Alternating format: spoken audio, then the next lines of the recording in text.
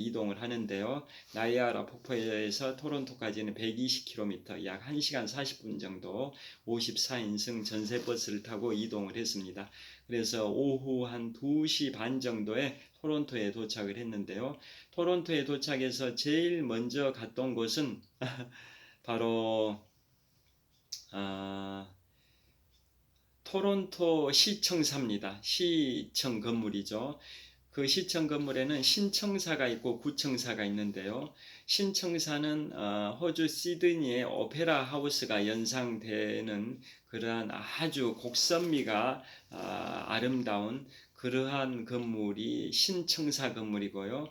바로 그 오른쪽에 구청사 건물은 굉장히 고전미가 넘치는 그러한 건물이었습니다. 그래서 신청사는 현대적 감각이 물씬 풍겼고요. 구청사는 아주 고전미가 넘치는 그런 건물이다 보니까 현대와 과거가 공존하는 듯한 그런 느낌을 받았었습니다. 그리고 신청사 바로 앞에 연못이 있고 거기에 연못 바로 앞에 토론토라는 굉장히 큰 글씨의 그 간판이 인상적이었습니다.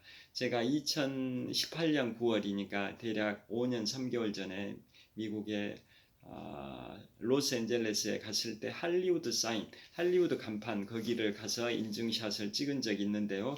할리우드 간판의 그 높이가 대략 글자 한자의 높이가 15m 정도 될 정도로 큰 간판인데요.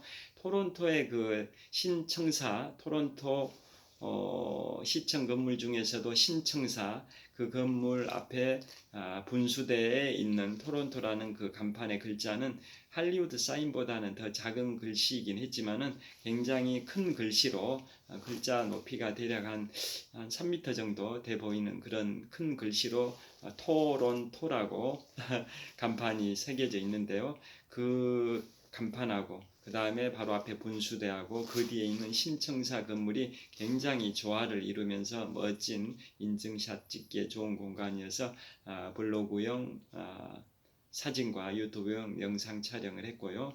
바로 오른쪽에 있는 구청사 건물도 고전미가 넘쳤기 때문에 그걸 배경으로도 사진과 영상 촬영을 했습니다. 자, 그곳이 토론토에 도착해서 처음 갔던 곳이고요. 그 다음으로 갔던 곳은 바로 CN타워입니다. CN타워는 캐나다의 랜드마크이자 토론토의 랜드마크인데요. 제가 현재 잠실에 살고 있는데요. 잠실 석촌호수에서 제가 2002년 3월 1일부터 오늘 2023년 12월 15일까지 무려 21년 9개월 보름 동안 마라톤 훈련을 하면서 42.19km를 94회 완주를 했는데요. 그 잠실 석촌호수 동호의 북쪽변에 있는 게 롯데월드타워입니다. 롯데월드타워의 건축물의 높이는 123층 555m 높이인데요. 높이 기준 세계 5위 규모이고 OECD 국가 38개 회원국 중에서는 가장 높은 건물입니다. 그 롯데월드타워가 2016년 말에 완공이 됐습니다. 그런데 그보다 무려 40년 앞선 1976년에 완공된 건물이 바로 캐나다 토론토의 CN타워입니다. 캐나다 토론토의 CN타워가 캐나디안 내셔널 타워의 약자입니다. CN타워가 캐네디안 내셔널 타워의 약자가 CN타워인데요. 그 캐나다의 토론토 CN타워는 롯데월드타워보다 40년 앞선 1976년에 건설이 됐는데 높이는 롯데월드타워 555m 높이보다 불과 1.7m가 낮은 553.3m 높이의 타워가 CN타워입니다. 그런데 그만큼 그 토론토 캐나다의 건축 기술력이 발달됐다고 볼 수 있는 방증이기도 한데요. 그런데 단순 비교를 하기 어려운 게 롯데월드 타워는 이 건물이 123층에 걸쳐서 저층부에는 뭐 상가 건물도 있고 오피스 건물도 있고 중층부에는 오피스텔도 있고 또 중상층에는 호텔도 있고 고층 부분에는 뭐 6개 층에 걸쳐서 117층부터 123층까지 6개 층은 전망대층이 있고 다양한 층별로 다양한 컨셉으로 구성이 되어 있는 게 롯데월드 타워인데요. 반면에 캐나다 CN타워는 송신탑입니다. 송신탑. 그러다 보니까 그냥 탑 기념탑처럼 탑이 있고 그 안에 건물 룸이 있는 게 아닙니다. 단 전망대만 있습니다. 전망대. 송신탑 기능을 하면서 전망대가 있는 거지, 뭐 롯데월드 타워처럼 오피스, 호텔, 상가 뭐 이런 게 있는 건 아니다, 이런 뜻입니다.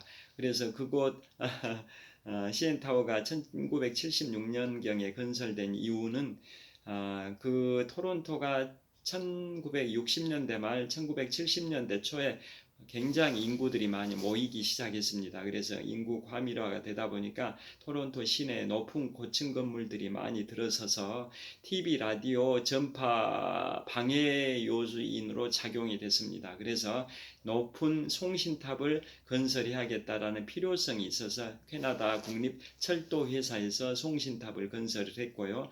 그래서 공사기간 약 3년 만에 높이 553.3m의 송신탑 용도로 CN타워가 건설이 된 게 1976년인데요. 그게 이제 그 안에 이제 전망대가 두 개 전망대가 있습니다. 하나는 높이 346m 지점에 있는 주 전망대고, 또 그로부터 101m 올라가면 높이 447m 지점에 있는 또 다른 전망대가 있습니다. 그런데 일반적으로는 그 주 전망대인 높이 346m 지점의 전망대를 대부분의 사람들이 오릅니다. 자, 그래서 그 두 군데에 걸쳐서 전망대가 있다라는 거. 하나는 주 전망대가 높이 346m 지점. 또 다른 전망대는 거기에서 101m 더 올라가면 높이 447m 지점에 또 다른 전망대가 있다. 그런데 그 중에 더 낮은 지대에 있는 높이 346m의 주전망대를 대부분의 사람들이 관람을 하고 있습니다. 자, 그래서 CN타워에 올라가서 주변을 조망을 했는데요. 거기에서 이제 올라가 가지고 주변을 보면 남동쪽으로 120km 지점에 바로 나이아가라 폭포가 있습니다. 나이아가라 폭포 편을 어제 말씀드릴 때 스카이론 전망대를 말씀드렸는데요. 그 나이아가라 폭포를 조망할 수 있는 스카이론 전망대는 높이가 236m 지점의 전망대에서 그 나이아가라 폭포를 내려다보면서 조망한다라고 말씀드렸는데요. 그곳에서 대략 북쪽으로 120km 지점에 바로 캐나다 토론토의 CN타워가 있습니다. 그래서 날씨가 좋은 때는 캐나다 토론토 CN타워 346m 높이의 주 전망대에서 대략 남쪽으로 120km 지점에 있는 나이아가라 폭포의 스카이론 타워 236m 타워가 보인다고 합니다. 자, 그런 식으로 CN타워에서 올라가 가지고 멀리 남쪽으로 120km 지점에 나이아가라 폭포 쪽도 바라보고요. 또 온타리오호 5대5 중에 가장 동쪽에 있는 온타리오호의 광활한 그 호수도 보고 수평선도 볼 수가 있고요. 반대로 북서쪽을 바라다보면 캐나다의 드넓은 평원이 펼쳐져 있고요. 또 바로 아래쪽을 바라다보면 토론토 시내, 캐나다 제1의 도시, 광역 도시권까지, 위성 도시까지 합하면 인구 1,000만 명 정도 인구를 보유하고 있고, 캐나다 국민 전체 3,900만 명 중에 4분의 1 정도에 해당되는 1,000만 명의 인구가 모여서 살고 있는 캐나다 제1의 도시 토론토다 보니까 CN타워 아래를 내려다보면 고층 건물들이 굉장히 많습니다. 그리고 가장 유명한 게 바로 그 CN타워 전망대에 오르기 전에 매표소 출입구죠. 그 1층 거기 맞은편에 로저스 센터가 있습니다. 로저스 센터는 우리 자랑스러운 코리안 특급 류현진 선수가 활동하고 있는 메이저리그 팀 토론토 블루제이스가 있습니다. 토론토 블루제이스가 류현진 선수가 활약하고 있는 메이저리그 팀인데요. 메이저리그 다 잘 아실 겁니다. 미국의 메이저리그는 이제 아메리칸 리그와 내셔널 리그로 나뉘어져 있는데요. 그 중에 아메리칸 리그의 동부지구 소속의 팀이 바로 류현진 선수가 활동하고 있는 토론토 블루제이스입니다. 그 메이저 리그는 아메리칸 리그든 내셔널 리그든 대부분 미국 팀들이죠. 그런데 유일하게 아메리칸 리그의 한 팀만이 캐나다 팀인데도 메이저 리그에 참가하고 있는데요. 그게 바로 류현진 선수가 활동하고 있는 토론토 블루제이스입니다. 그 토론토 블루제이스는 1977년에 창단이 되고 그 다음에 1992년하고 93년 2년 연속 메이저리그 월드 시리즈 우승을 했었습니다. 자, 1977년에 창단됐는데 1992년과 93년 2년 연속 메이저리그 월드 시리즈 우승을 두 번이나 했던 팀이 토론토 블루제이스인데요. 캐나다 팀으로 유일하게 메이저리그에 참가하고 있는 팀입니다. 프로야구팀. 그 다음에 참고로 그 캐나다 제2의 도시 몬트리올을 배경으로 활동했던 그 팀이 있는데요. 그게 1969년에 창단된 몬트리올 엑스포스였습니다. 몬트리올 엑스포스라는 팀이 1969년에 창단됐었는데요. 그 몬트리올에서 1976년 하계 올림픽이 있었고 77년부터 그 다음에 2004년까지 27년 정도 몬트리올 올림픽 주 경기장을 홈구장으로 그 몬트리올 엑스포스라는 프로야구 팀이 있었는데 그게 원래는 미국 메이저리그에 참가를 하고 있었었죠. 또 토론토의 블루제이스도 참가하고 있었기 때문에 원래 캐나다의 두 개 팀, 즉 캐나다 제1의 도시인 토론토의 블루제이스라는 팀과 캐나다 제2의 도시인 몬트리올 엑스포스라는 팀, 이 두 개 팀이 미국 메이저리그에 참가를 하고 있었는데요. 그러다가 2004년도에 그 몬트리올 엑스포스가 연고지를 미국의 수도 워싱턴 DC로 이전을 해버렸습니다. 그러다 보니까 지금은 캐나다의 토론토 블루제이스 팀만 미국의 메이저리그에 참가하고 있습니다. 자, 여하튼 류현진 선수가 활동하고 있는 그 로저스 홈구장, 류현진 선수의 팀인 토론토 블루제이스의 홈구장이 바로 CN타워 바로 옆에 있는 로저스 센터입니다. 로저스 센터. 로저스 센터가 바로 내려다 보였었습니다. 그 다음에 그 주전망대 346m 높이에서 한 층을 내려오게 되면 바닥이 투명 강화 유리로 설치되어 있는 그러한 바닥이 있습니다. 그래서 아래를 그대로 아찔한 그 스릴을 만끽할 수 있는 그러한 체험도 했었습니다. 그런 식으로 해서 이제 CN타워 관광을 마쳤고요. 그 다음에 이동을 했던 곳이 바로 5대호 중에 가장 동쪽에 있는 온타리오 중에서도 온타리오를 계속 말씀드리고 있는데요. 5대호는 아까 말씀드린 것처럼 서쪽에서 동쪽으로 배치되어 있는 순서가 가장 서쪽이 슈피리어호, 그 동쪽이 미시간호, 그 동쪽이 휴로노, 그 동쪽이 이리오, 그 동쪽이 바로 온타리오호인데요. 나이아가라 폭포는 그 이리호와 온타리오를 연결하는 강이 나이아가라 강입니다. 길이가 약 36km 정도 되는 나이아가라 강의 중간에 있는 게 바로 세계 3대 폭포 중에 하나인 나이아가라 폭포고, 나이아가라 폭포는 온타리오를 중심으로 대략 남서쪽에 위치하고 있고요. 반면에 토론토는 대략 북서쪽에 위치를 하고 있습니다. 그래서 토론토 그 투어를 마친 다음에 이제 온타리오호의 북쪽변을 따라서 계속 동진을 했는데요. 그 이유는 이제 킹스턴의 천섬, 또 세인트 로렌스 강을 따라서 몬트리올, 퀘벡을 투어하기 위해서 온타리오호의 북쪽변을 따라서 계속 동진을 했습니다. 그래서 버스로 약 한 3시간 달리다 보니까 온타리오호의 북서쪽에 있는 토론토와 온타리오호의 북동쪽에 있는 킹스턴의 중간 정도 지점에 트렌턴이라고 있습니다. 트렌턴, 그쪽에서 호텔에서 투숙을 했고요. 야간에 거기에서 이제 같은 패키지 여행팀의 한 일원이었던 20대 후반의 청년과 그 보도를 따라서 한 20분 정도 저녁에 달리기를 하기도 했었습니다.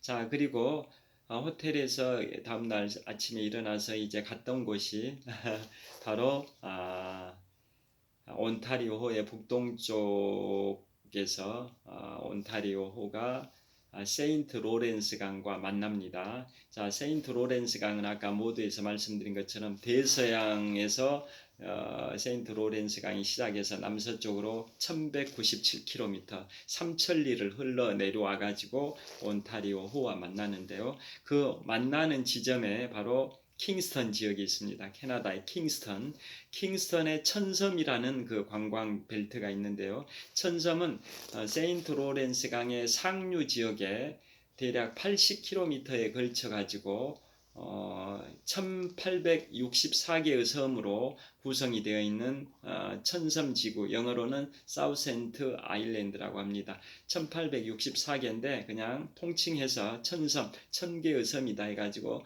영어로는 사우센트 아일랜드라고 하는데요.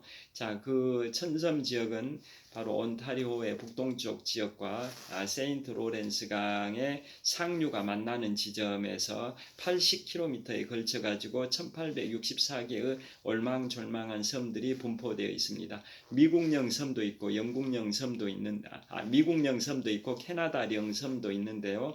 그 1864개 섬 중에 20개만 정부 소유고 나머지 1844개의 섬은 다 개인 소유입니다. 개인 소유.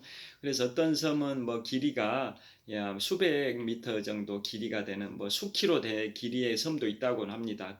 그 섬까지 보진 못했는데요. 평균적으로 수백 미터 길이의 섬들인 것 같고 작은 섬들은 집 한 채만 있는 그런 섬도 있고요. 또 어떤 다리가 또 있습니다. 거기에는 어떤 다리가 있냐면 캐나다령 섬과 미국령 섬을 연결해주는 그 다리가 있는데 다리 길이가 10m밖에 안 되는 다리입니다. 그래서 그 다리는 기네스북에 올랐는데요. 왜 올랐을까요? 세계에서 가장 짧은 길이의 국제 다리다 이런 뜻입니다. 그 천섬지구 1864개 섬이 캐나다령 섬과 미국령 섬이 혼재하고 있다 보니까 그 다리의 왼쪽은 캐나다령의 큰 섬이고 그 다리의 오른쪽은 미국령의 작은 섬인데요. 그 두 섬을 연결해주는 다리는 길이가 10m밖에 안 되는 세계에서 가장 짧은 국제 다리로 기네스북에 올랐다. 캐나다령과 미국령을 연결하니까 국제 다리지 않습니까? 길이가 10m밖에 안 되니까 세계에서 가장 짧은 국제 다리로 기네스북에 올라가 있는 그 다리가 바로 천섬 지구에 있다 이런 말씀입니다. 자, 그래서 그 천섬은 세인트 로렌스 강의 상류에서 온타리오의 북동쪽과 만나는 지점 킹스턴 지역에 분포되어 있다고 말씀드렸는데요. 자, 그래서 천섬의 오른쪽 즉 세인트 로렌스 강의 동쪽은 미국의 뉴욕주고 그 천섬의 왼쪽 지역 즉 서쪽 지역은 바로 캐나다의 퀘벡주가 아니라 온타리오주입니다. 자, 그런 식으로 천섬 지역을 이제 관광을 했는데요. 거기는 킹스턴에서 유람선을 타고 출발을 하는데 여러 노선이 있습니다만은 자, 한국어 안내 방송을 해주는 그 배 회사가 있습니다. 처음에는 영어로 방송을 하고 거기가 온타리오 주다 보니까 영국계가 강하죠. 그래서 영어로 방송하고 두 번째로 바로 한국어 방송을 할 정도로 한국인 관광객들이 많다라는 방증입니다. 제가 13년 전에 유럽 3개국 이탈리아, 스위스, 프랑스 갔을 때 프랑스 파리의 센강 유람선 투어를 할 때 에펠탑 근처에서 유람선을 타고 노틀담 성당까지 왕복하는 1시간 정도 유람선을 탔을 때도 제일 먼저 프랑스어로 방송하고 영어로 하고 그 다음에 한국어로 방송을 할 정도로 거기 프랑스 파리 센강 유람선 투어도 한국인 관광객들이 많다라는 방증이지 않습니까? 그렇듯이 그 킹스턴의 천섬에서도 한국어 방송이 나와서 굉장히 인상적이었습니다. 그래서 거기를 천섬에서 가장 유명한 것은 바로 볼트성이 있는 하트섬입니다. 하트섬. 현재는 미국 뉴욕시에서 소유를 하고 있는데요. 볼트성이 있는 하트섬이 가장 유명합니다. 자, 그것은 굉장히 재미있는 아름다운 러브 스토리가 살아 숨쉬고 있는 섬이 볼트성인데요. 볼트성이 있는 하트섬입니다. 뉴욕시가 미국의 뉴욕시가 소유를 하고 있고, 거기가 이제 하트 모양의 성이고 그 안에 핵심 건축물이 바로 볼트성입니다. 볼트성. 그러면 이제 왜 그것을 볼트성이라고 하는지 또 하트섬이라고 하는지 유래를 말씀드리면요. 예전에 조지 볼트라는 사람이 있었습니다. 독일 출생이고 1800년대에 즉 19세기에 미국으로 이민을 왔는데요. 그분이 그 미국의 동부의 펜실베이니아주의 가장 큰 도시인 필라델피아에서 호텔에서 호텔리어로 일을 하고 있을 때 굉장히 날씨가 안 좋은, 오늘도 비가 서울 지역에 전국적으로 비가 많이 내렸는데요. 비가 굉장히 악천후 속에 그 어떤 날 호텔에 이제 노 부부가 찾아왔습니다. 그런데 그 당시에 필라델피아에는 국제 행사가 진행되고 있어가지고 빈 방이 없었습니다. 필라델피아 전체적으로 펜실베이니아주의 가장 큰 도시가 필라델피아고 과거에 미국의 수도이기도 했는데요. 미국의 수도가 뉴욕, 필라델피아, 워싱턴 DC 순으로 미국의 수도였었는데요. 1790년부터 1800년까지 10년 동안 미국의 수도였던 필라델피아의 그 호텔에서 그 당시에 국제 행사가 있다 보니까 호텔이 빈 방이 없었습니다. 그런데 노 부부가 악천후 속에서 방을 찾아왔는데 방이 없다 보니까 그 조지 볼트라는 그 호텔리어가 자신의 방을 비워서 편히 쉬게 했습니다. 그래서 다음날 그 노 부부는 감사의 표시를 하고 이제 가셨는데요. 그분들이 수년 후에 그 조지 볼트라는 그 호텔리어한테 편지와 뉴욕까지 왕복 항공권을 보내줬습니다. 필라델피아 호텔에서 뉴욕시까지 왕복 항공권하고 편지를 보내주면서 초대를 했습니다.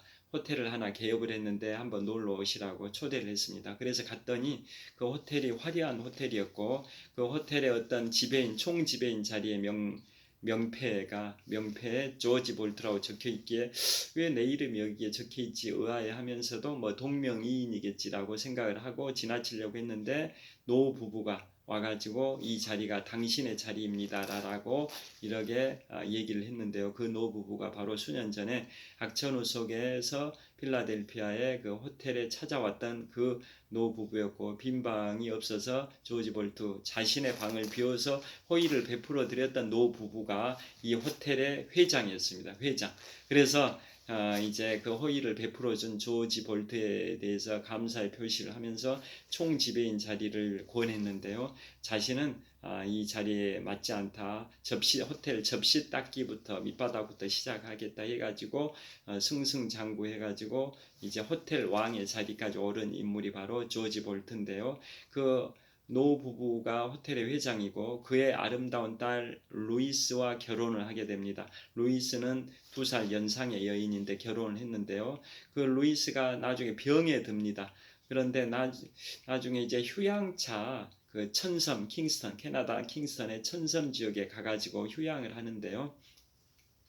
그 부인인 루이스가 너무나도 그 천섬을 좋아하게 돼서 그 조지 볼트 호텔 왕 조지 볼트가 그 천섬 지역에 섬을 하나 매입을 해가지고 하트 모양으로 사랑을 뜻하는 하트 모양의 섬으로 조성을 했고 그 안에 핵심 성 캐슬이죠. 캐슬 성을 중세풍의 캐슬을 수많은 돈을 거금을 투자해가지고 1900년 초에 수많은 거금을 투자해가지고 300여 명의 조각가, 석공, 또 엔지니어 등을 동원해가지고 성을 구축을 합니다. 하트 모양의 그 섬에 볼트 이름을 딴 볼트성을 건설을 하는데요. 완공을 6개월 앞두고 부인이 돌아가셔 버립니다. 부인이 돌아가신 나이가 42세인데요. 그래서 너무 슬픔에 젖어가지고 완공 공정률이 한 95% 정도 되는 상황에서 공사를 중단하고 다시는 조지 볼트는 그 천섬에 가지 않았고 나중에 폐허가 되다시피 했는데요. 나중에 어떤 기업에 양도됐다가 다시 미국 뉴욕시에서 매입을 해가지고 현재는 뉴욕시에서 소유권을 가지고 관리를 하고 있는 섬이 바로 하트섬에 있는 볼트성입니다. 그래서 뉴욕시에서 그걸 매입해가지고 그 공정률 95%까지 가다가 중단됐던 볼트성을 완성을 했습니다. 그래서 지금 수많은 사람들이 찾는 유명한 관광지가 됐는데요. 그래서 거기를 처음에 저희는 거기에 들어가진 않았어요. 그 다음에 그 조지 볼트는 부인이 죽은 때로부터 약 10년 후에 심장마비로 52세 12년 후에 부인이 돌아가신 지 12년 후에 52세의 나이로 심장마비로 돌아가셨습니다. 그러니까 부인이 돌아가신 게 부인은 42세 때 돌아가시고 그때 조지 볼트는 40세였는데요. 그로부터 12년이 지난 52세 때 조지 볼트도 심장마비로 뉴욕의 호텔에서 돌아가셨습니다. 그러한 섬이 바로 그 1864개 섬 중에 가장 아름다운 러브 스토리가 깃들어 있는 하트 섬이고 그 안에 핵심 시설이 바로 뉴욕시가 완성한 볼트 성입니다. 조지 볼트의 이름을 따서 볼트 성입니다. 자, 그리고 거기에 섬까지 선착장에서 조지 볼트 성이 있는 하트 섬까지 왕복하는 유람선이 1시간 정도 소요됐는데요. 유람선 타면서 초반과 중반부에는 블로그용 사진을 찍었고 그 반환점인 볼트성이 있는 하트섬 주변에서는 이제 유튜브 영상을 찍었는데요. 섬에 상륙은 하진 않습니다. 나중에 며칠 후에 뉴욕 맨해튼에 그 자유의 여신상이 있는 리버티 섬까지 유람선을 탈 때도 리버티 섬에 상륙하지 않고 그 자유의 여신상이 있는 리버티 섬 바로 근처 한 50m 지점에 유람선이 멈춰 서가지고 자유의 여신상을 배경으로 사진을 찍을 수 있는 시간을 주었듯이 그 하트섬에서도 하트섬에 상륙하진 않고 볼트성을 배경으로 사진 촬영할 수 있는 시간만 줬었습니다. 배가 잠깐 한 몇 분 동안 멈췄었습니다.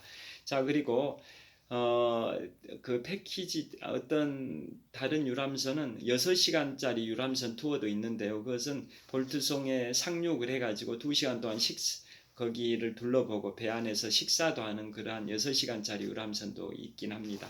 자, 그리고 볼트성에 상륙을 하려면 미국령 섬이다 보니까 캐나다 국적을 갖고 있는 사람은 미국 캐나다의 그 비자 면제 조약에 따라 신분증만 보여줘도 되는데 그 외 외국인들은 그 볼트성에 하트섬에 상륙하려면 미국 비자가 있어야 됩니다. 미국 비자. 그 다음에 입장료도 $10 정도 있다고 알고 있습니다. 자, 그 다음에 이제 그런 식으로 그 캐나다 킹스턴에 천섬 투어를 했었고요. 그 다음에 갔던 곳이 바로 오후에 간 곳이 캐나다 제2의 도시인 이제 퀘벡주의 몬트리올 시로 갔습니다. 그러니까 지금까지 소개해드린 캐나다 제1의 도시 토론토와 천섬에 있는 킹스턴은 캐나다의 온타리오 주에 있습니다. 온타리오 주. 왜 온타리오 주냐? 바로 5대5 중에 가장 동쪽에 있는 온타리오호에 북서쪽에 있는 도시가 토론토고 북동쪽에 있는 도시가 킹스턴이다 보니까 두 도시 다 온타리오 주에 있다라는 뜻입니다. 그 다음에 갔던 곳 촬영이 잘 되고 있는지 보겠습니다. 잘 되고 있습니다. 이 용량이 이게 1시간 20분까지 저장할 수 있는데요. 이 말씀 다 못 드리면 이제 업로드하고 다시 이제 재촬영, 추가 촬영하도록 하겠습니다. 그래서 지금까지 온타리오주에 있는 제1의 도시, 캐나다 제1의 도시 토론토, 그 다음에 천섬이 있는 킹스턴에 관하여 말씀드렸고요. 그 다음 한 2시간 정도 54인승 전세버스를 타고 이동하니까 이제 퀘벡주에 이르렀습니다. 퀘벡주에 캐나다 제2의 도시 몬트리올에 도착을 했습니다. 자, 몬트리올에 도착해가지고 제일 먼저 간 곳은 몽레알이라는 곳을 갔습니다. 몽레알. 자, 몽레알은 아까 말씀드린 것처럼 왕의 언덕이라는 뜻입니다. 아까 모두의 프랑스, 캐나다의 역사를 소개해드릴 때 말씀드린 것처럼 몽레알은 프랑스어로 몽레알, 영어로 몬트리올인데요. 왕의 언덕이라는 뜻입니다. 그래서 몽레알 낮은 언덕에서 시가지를 다 조망할 수 있었는데요. 자, 4km 정도 떨어진 지점에 1976년에 하계 올림픽을 개최했던 몬트리올 올림픽 주경기장이 바라다 보였습니다. 자, 몬트리올 올림픽 주경기장 하면 뭐가 떠오르실까요? 우리 대한민국 올림픽 역사상 최초의 금메달을 획득했던 1976년 몬트리올 하계올림픽에서의 양정모 선수의 레슬링 금메달입니다. 그보다 40년 앞선 1936년에 베를린 올림픽에서 송기정 선생의 2시간 29분 19초의 올림픽 신기록으로 마라톤 우승은 일제강점기였기 때문에 일장기를 달고 뛰는 그 통한의 역사였는데요. 반면에 그로부터 40년이 지난 1976년 몬트리올 올림픽에서의 대한민국 올림픽 역사상 최초의 금메달은 당당하게 태극기를 달고 대한민국 올림픽 역사상 최초의 금메달을 획득한 게 양정모 선수의 레슬링 올림픽 금메달이라는 거 다 아실 겁니다. 그 주경기장이 굉장히 멋지게 보였었습니다. 그리고 그 주경기장은 아까 말씀드렸던 메이저리그 팀 몬트리올 엑스포스 2004년 경기를 마치고 미국 워싱턴 DC로 연고지를 바꿨다고 말씀드렸는데요. 자, 그 올림픽 주 경기장 그곳이 1976년에 올림픽을 위해서 건설됐고 그 건설된 연도가 토론토의 CN 타워의 건설 연도하고 동일합니다.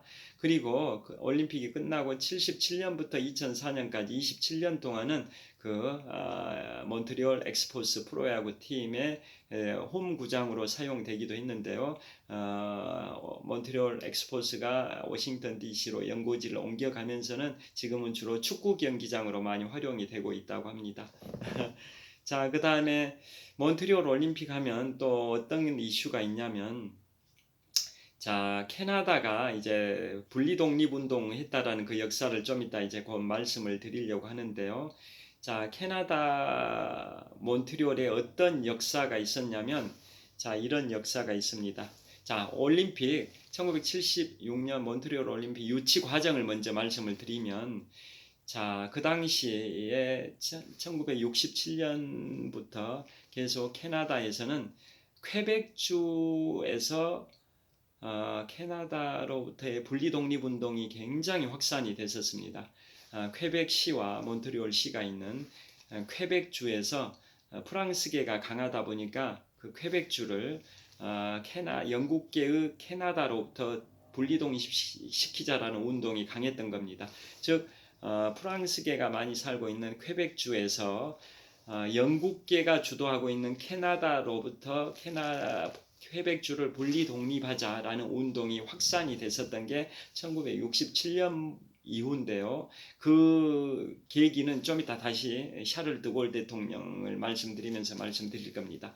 자, 그러다 보니까 분리 독립 운동이 강하게 일어나다 보니까 1976년 몬트리올 올림픽을 유치할 때 몬트리올 시 정부 차원에서 올림픽 유치를 시도했는데요. 분리 독립 운동 하려는 그 몬트리올에 대해서 중앙 정부인 캐나다에서 예산 지원을 전혀 안 하다시피 했습니다.